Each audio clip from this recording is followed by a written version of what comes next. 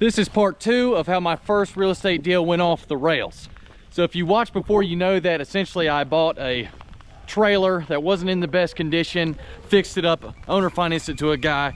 He ended up deeding it back to me, which was a total cluster and a sucky situation in itself.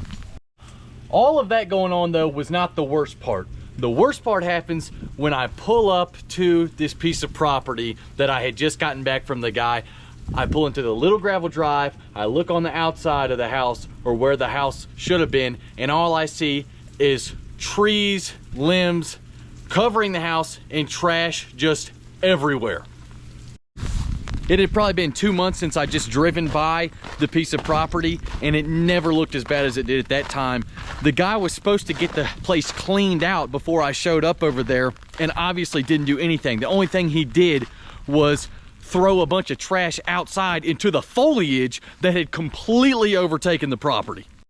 I knew that the inside was gonna be terrible based on what I saw on the outside, but nothing could have prepared me for what I was about to encounter when I opened the front door. I walk in the place and it's wall-to-wall trash from bottom of the floor to the top, to the ceiling. Floor to ceiling, trash everywhere.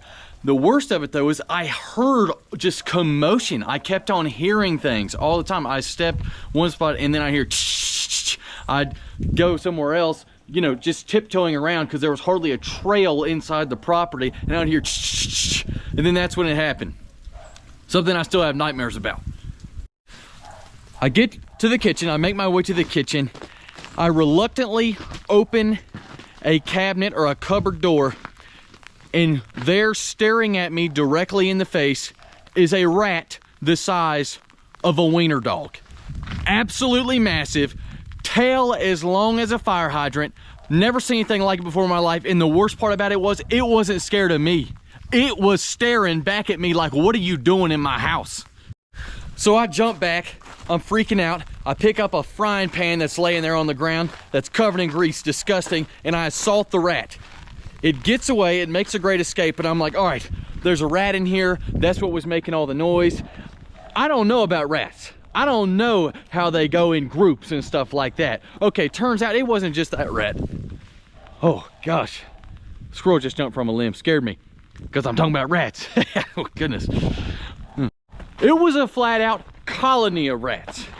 It was like rats everywhere. I would take my foot, scoot over a pair of old crusty boxers, there'd be a rat there with its little rat baby, looking back at me, questioning what I was doing. I was throwing stuff around. I got so freaked out, so scared, I just went. I locked the door. I tried to lock him in from the inside and went over to the neighbor's house.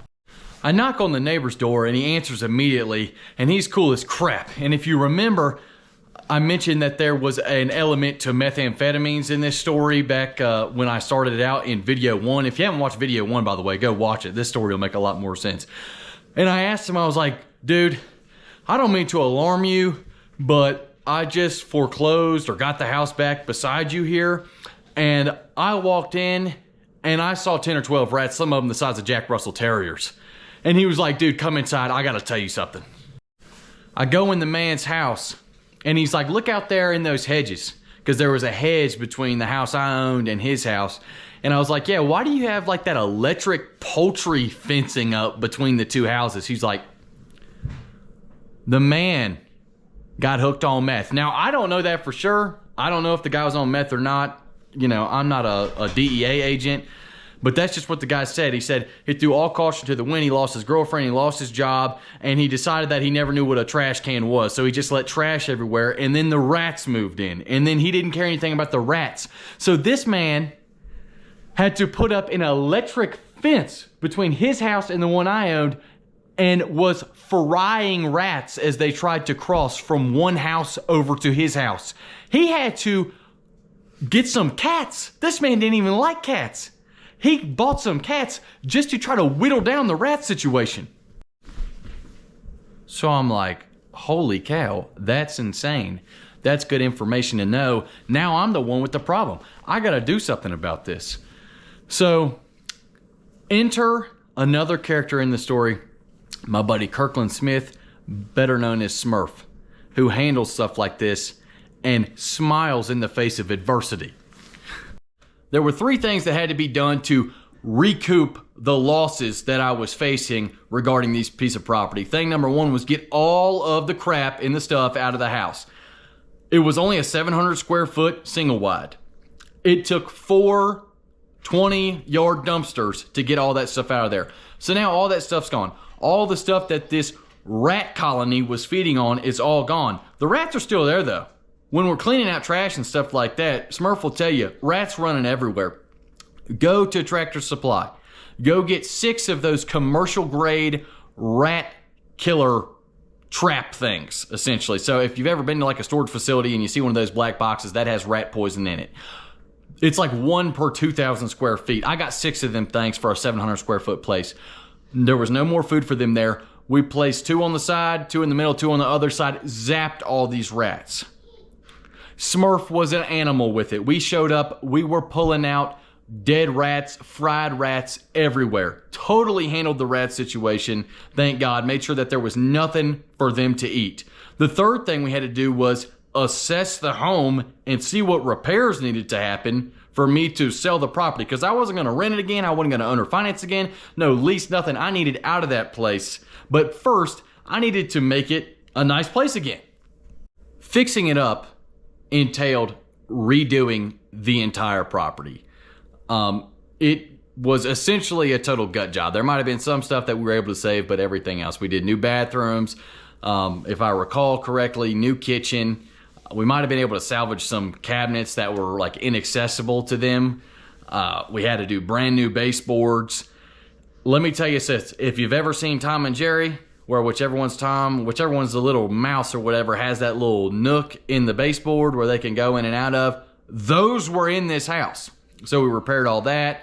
We had to repair some studs. Basically all new subfloor because that was rotten. It was a huge job. And if I knew how to, I would stitch some pictures in and show you the before and after. Maybe I'll figure that out another time, but I have no idea how to do that. So because me and Smurf were both working full-time jobs, I think it took us like 5 or 6 months, and he did the majority of it. Don't get me wrong, he's way more handy than I am, but we got that place in tip-top shape. Well, not tip-top shape. I mean, it was what it was, and we got it sold, and that one's behind me. Did I make money on the deal? After it was all said and done, I did make a little bit of money. Was it worth it for the headache and time? No, the money wasn't worth it. Was it worth it for the experience? Absolutely. That was a huge deal to me at the time. People owing me money, me having to go back and forth, getting confrontational, feeling like I was slighted. When that stuff happens to me now, 5 years later, it doesn't even faze me. It's just part of doing business. It's just how the world works. You're going to run into people like that. You're going to run into problems. But the more you face, the more you can overcome. So I'm not worried about it. I'm glad it happened looking back. Thank y'all for watching. I have even crazier stories regarding my early investing career. So if you want to see those, comment and let me know. And if you got any questions about this specific situation, definitely comment and I'll try to get you an answer. Follow along too. Thank y'all.